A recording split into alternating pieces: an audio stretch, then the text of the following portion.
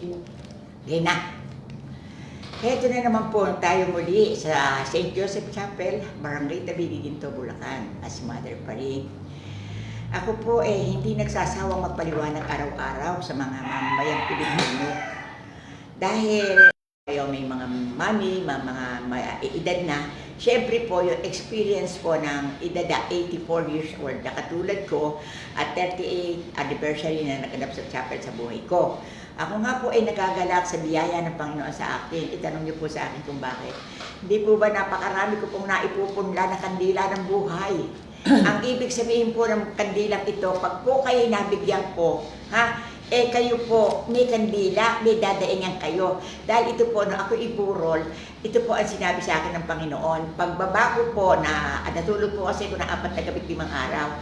Sabi po sa akin, pagbaba mo muli sa lupa, ibalita mo na ang kandila ay kailangan. Hindi kailangan ang liwanag ng kuryente, ang kandila. Ngayon, ako po'y nagalak at ito po, ako 84, pinigyan po ako ng kandila ng buhay. Ito po, ang pagdadasal po dito, pag nahawakan nyo, isasabihin nyo po sa Panginoon, wari mo po ang anak niyo wala pa. Pagdadasal niyo po na sana naman po ang aking anak, kayo na po ang bahala, baka po ganito o ganon. Kung wari mo naman po, nasa abroad naman, ako po ay naririto na bilang asawa. Sana po ang aking asawa huwag maluluko sa ibang pamilya. Kasi po ito lang po, hirap na kami. Nagkahiwalay na po kami lahat nang dahil sa paghahanap buhay. Sana bibiyayaan mo at maging matatag ang kanilang loob. At lalo-lalo naman po sa karamdaman, ito po ang dasal ninyo. Mahal na Panginoon, alam ko po na ang pagsubok ay laganap sa buhay ng tao. Pero alam ko po sa pamagitan ng hawak kong kandila, hindi mo po ako pababayaan. Magiging maliwanag po ang landas ng aking paroroonan. Kaya ako po naririto na nananalangin sa inyo sa pamamagitan ng kandila ng buhay na nakamit ni Mother pa rin sa kanyang hiram na buhay. Kaya kung sakali man po na kayo naririnig nyo ang aking kandila na ipinagkaloob sa inyo, talaga lang po wala tayong magagawa. Tapat po ako sa inyo. Itanong niyo po sa akin kung bakit. Kasi po 50 pesos po ang puhunan ko sa bawat isa. Kaya po pag ako po'y bumabasa, tinatapat ko po ang tao dahil hindi naman po negosyo ito.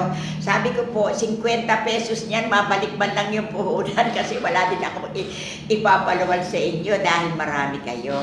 Kaya kung ano man po ang inyong narinig, yung mga kandila na aking ibiniyaya sa mga tao. Kasi hindi ko naman po sinasabi na ako'y aalis na. Siyempre po, kaya nga po ako naririto nang dahil sa inyo. Siyempre po, mahirap din po tumalikod sa buhay. Madali po sabihin ng mamatay. Pero kapag po namatay na isang tao, wala na po. Ala-ala na lang, nakalimutan ng lahat. Pero bilang mother pa rin po, na naririto ako sa inyo, sana po, yung inyong pagkaedad sa buhay na hiram, sana'y maging huwaran. At bago kayo tumalikod, ayusin nyo ang inyong lupa-lupaan, ayusin nyo ang inyong paglilibingan, ayusin niyo ang inyong mga anak, ayusin nyo ang mga titulo ng lupa, ayusin nyo ang pagbabayad ng buwis, ayusin nyo lahat. Kaya nga po naririto ako ngayon, lalo po yung nagkaroon ng mga gustong pamilya. Ang aking pong masasabi, hindi bali kung kayo po'y nagkakikiman na, magsipaghiwalay kayo, hindi bali. Ngayon, ang tangi ko pong masasabi sa inyo sa araw na ito, kawawa naman po yung mga anak na siyang nagpapakasakit. Siyempre po, masarap po ang nabubuhay tayo sa ibabaw ng mundo na ang ating pong pinagdaanan hawan at maliwanag. Ipaghalimbawa niyo po, nagkahiwalay kayo, pwede po kayong gumawa ng paumanhin na sabi mo, pasensya na, eto na tayo, siguro yan ang dako kapalaran na bigay sa atin ng Panginoon. Ngayon, kung may kulang, dagdagan na ninyo. Hindi ko sinabing magbalik loob kayo, magsama-sama. Pero mas maganda kung kayo magbabalik loob. Pero ako naman umaagap din. Kasi alam niyo ba, pag ang isang palayok nabasag na at nagkalamat na, pagsamahin nyo man, tandaan nyo po, mga nakikinig, may lamat na. Lagi pong may nakasabihan sa puso. Kaya kung ako man po nangungusap dito sa araw at oras nito, ako po'y naninikluhod sa inyo na huwag nyo sanang mamasaimiin. Kasi marami po akong na-encounter dito sa St. Joseph Chapel na kapag po nakakahigit-higit na ang buhay, at mahirap lang yung lalaki o babae, naku, masyado na pong minamaliit. Mga minamahal kong mga kapatid, ako si Mother pa rin na nasa sapat ng edad at gulang, at eto't nakapagsasalita, huwag niyong gawin yan. mahirap magsisi kung nasa kabilang buhay na kayo. Kinakailangan na lunukin nyo ang magandang buhay hanggang kayo nabubuhay. Ipaghalimbawa ninyo, may nagagalit kayo na nakalaban. Kung iniisip ninyo siya nga, mahilag magpupunta, tumigil po kayo. Kailangan pong 2 pitik lang ang salita, 0 na po yun. Kasi hindi po kayo dapat pumatol sa mga taong mga ganyan. Sagot kayo, opo. Dinadala po nila sa lakas ng bibig, hindi po ganun.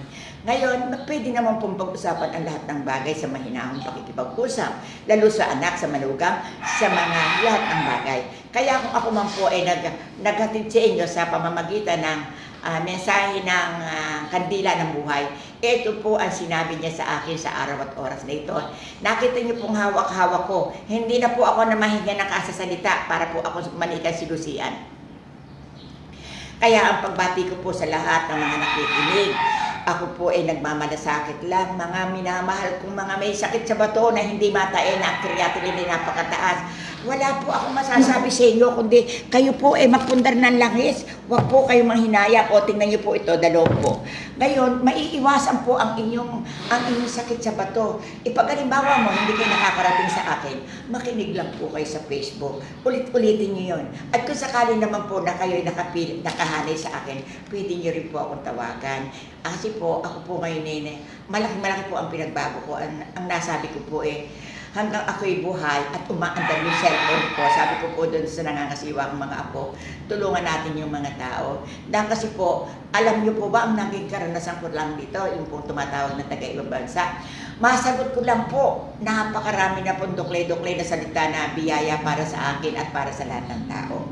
Kaya kung ako man po ay nakaupo dito, araw-araw po ako dumadalaw sa inyo, talaga pong sinisingit ko ito, kahit po susunang nagpapagamot, inuuna ko muna po itong tawag sa akin sa lahat ng bagay. At ang aking ipagbibilin sa inyo, huwag kayong masyadong mapagmalaki. At ang masasabi ko rin sa inyo, yung mga mayayaman na mga may pera, huwag niyong aapihin ng mga tao. Ang ibig ko sabihin, ibigay niyo yung kanya-kanyang karapatan doon. Ha? Yung sa pagpapasweldo, yung dapat bigyan ng parte, yung dapat na kanya-kanya. Wari mo, may nagpabigay. Meron pong pinabigay na galing sa abroad nagbingi-bingihan na, nabisto, huli na. Ha? At ako rin po nananawagan sa mga bisyo-bisyo na sana'y kung kayo ay nagbibisyo, huwag kayong pakasasagad. Kung ano lang po yung laro na naroroong konting pera, tumigil na po. Kasi po marami rin po nagsusumbong dito sa akin na mga may bisyo, hindi po ako nakikialam. Kaya lang po ako nagsalita. Kasi may pampagawa ng bahay, may pantubos, may pangganon. Pag po napunta sa bisyo, wala na po. Hindi na po sila makahango. Kaya ang akin po ngayon na pinatamaan ay marami.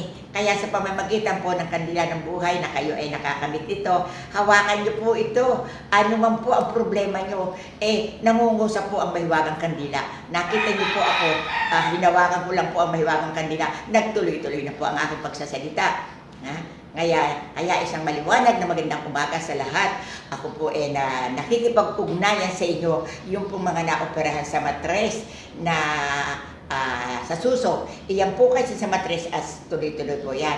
May tuloy po yan. Ngayon, kung kayo man po na-operahan, hindi nyo po alam sa nabisto ko dito na pinahahayag ko sa tao.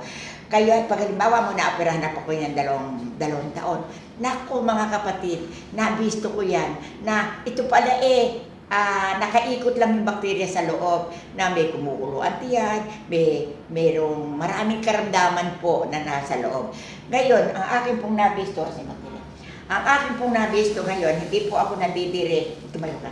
Ito po ang nakuha kong dinadala, magsalita ka po yan. Pagkakang umaga po. Magandang umaga po. Taga saan kayo? Taga Whisperview po, Quezon City. Ba't kayo naririto? Para po magpagamot. O ano nang makuha ng mother pa rin yung ano na yan? Ito po, sa loob po ng bituka po. Gano'n na katagal na iniinda ng Mrs. B? 15 years po. Palakpakan nyo, 15 taon po, ayan po. Yan po ay nakapulo po. Tingnan nyo nga po ang tining po, tingnan nyo po. At ito po ay mahirap ipaliwanag. Baba na. Ito po, ito pong kamay nito, may sikreto po yan. Wag po kayo magtataka, pero ako lang po makagagawa nun. Dudukutin ko po sa puwerta, dudukutin ko po sa ilalim, may kakalabitin po ako doon. Tanggal po lahat ang mga dumi-dumi sa loob ng tiyan ninyo. Kaya po pag kayo napunta dito na ngayon, ang sinasabi ko na po kahit na paano ang nakalagay na sakit doon. Alam niyo po na binago ko na po ang aking mga pagsasalita dito. Nagpunta po kami kay Mother pa rin para po magpalinis ng bituka. Tandaan niyo po, pag po kayo nanggaling sa akin at nilinis ko ito, hindi na po ako nagpapabalik. Kasi po malinis na. Sasabihin ko na lang po pag ako nalang kailangan ninyo. At balikan nyo ako. At kung sakali namang may sangguni kayo, sige lang po kayo. Kaya, mga nagpaplano na pumunta sa akin, kahit na matagal na kayo nagpaplano, sige, pumunta kayo, i-ready nyo ang mga dadalhin nyo. At ako'y may last word. Sa ating pagkikita, alaala na lang po. At tinuro ko na rin po ang aking nalalaman sa lahat ng tao.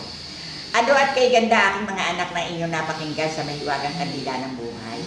Ganyan po si Mother pa rin. Kaya po kung sakali man at kayo ay naririyan, na ang ibig ko sabihin, hindi po pirmi ang inyong kalooban sa hanap buhay. Hindi po ba yung dahan-dahan ng pasok? Sigurado lang po ang pinagpupunan. At kung sakali man po na inaakala ninyo na ang pera ay manggagaling sa hindi maganda at magiging problema, huwag nyo na pong tikman. Kasi napakahirap pong papasok sa problema. Kaya isang maliwanag na biyaya ng Diyos sa atin. Magdadasal po muna ako sa ngalan ng Ama na Anak ng Liwanag ng Espiritu Santo. Amen. Ama namin nasa langit, kami po'y naririto. Lubos pong nagpapasalamat sa lahat ng ibinigay mo sa amin. Alam po namin na tuloy-tuloy na ito. Hindi na po kami maliligwa at hindi na po kami maliligaw ng daan. At ipinagbibilin po namin din po sa inyo na alam niyo po ang aming pangangailangan araw-araw, lalo-lalo sa pagkain, sa mga pamilya at ang pagmamahalan. Kaya sa pamamagitan po ng liwanag ng kandila, alam po namin didiretso na po kami at may araw po na kami kakausapin nyo sa wakas ng aming buhay. Kaya ngayon po ako'y bumabati sa lahat ng mga nagkaroon ng kandila. Ito sa iyo, ito kandila mo, ito. Isang maliwanag na tungkulan ang pinasan mo. Kaya ipagpatuloy mo aking anak ito. Nakatakbo ka na ng mamahalin mo. Huwag ka nang magbibiro sa iba. Kaya kung ito mang kandila na ito, ipanatan mo na ang kalooban mo. Kung medyo nagagahol, ang Diyos ang mamangasiwa at patnubay at pag-iingat sa pisikal ng katawan. Ito ang kandila niyo po. Ikaw anak, ano pangalan mo? Rubian. Ano? Rubian po. Isang magandang pagbabalita, Rubian, ang aking pinagkaloob sa iyo. Sa kadahilanan na talagang sinikap mo, kaya lang talagang hindi maiiwasan ang buhay na hiram.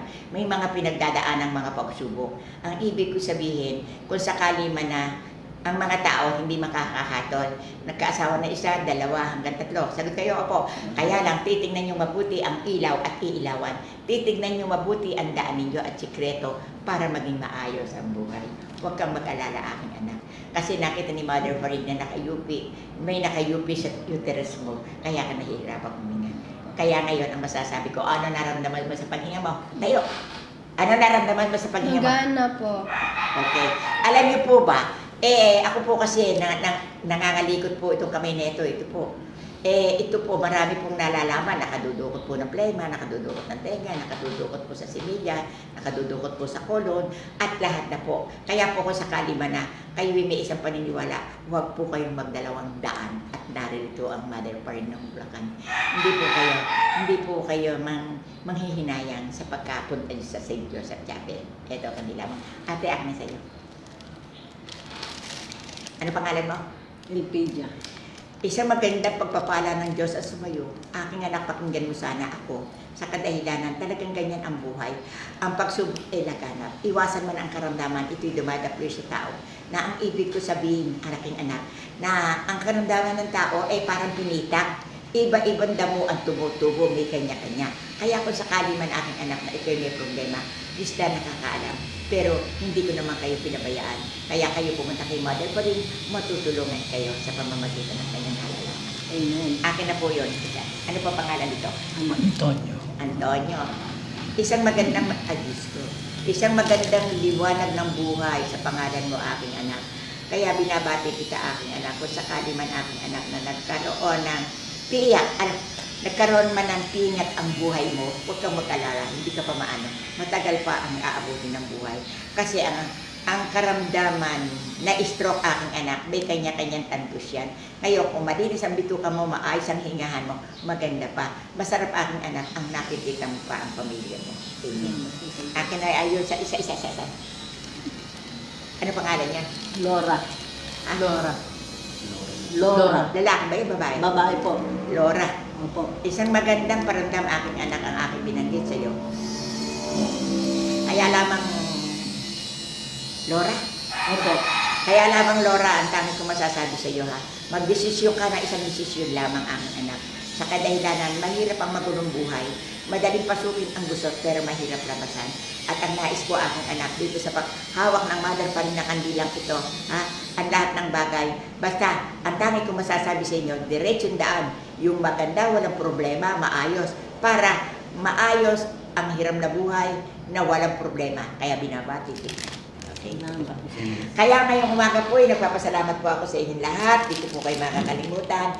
Lalo-lalo na po yung nakikinig ng aking mga sinasabi. Kasi po iyan, mga minamahal kong nakikinig.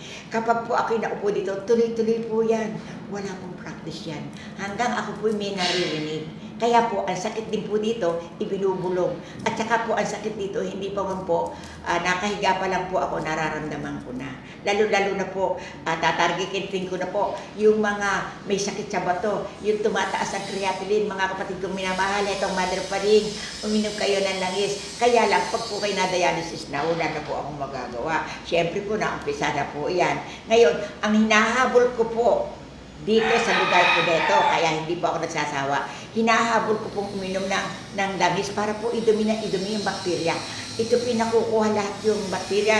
Kung sakali man po, hindi mapapalabas lahat, ito po kaiinom nyo ng langis. 15:30 po, alaga ng katawan. Sa sugar, sa lahat ng bagay. Sa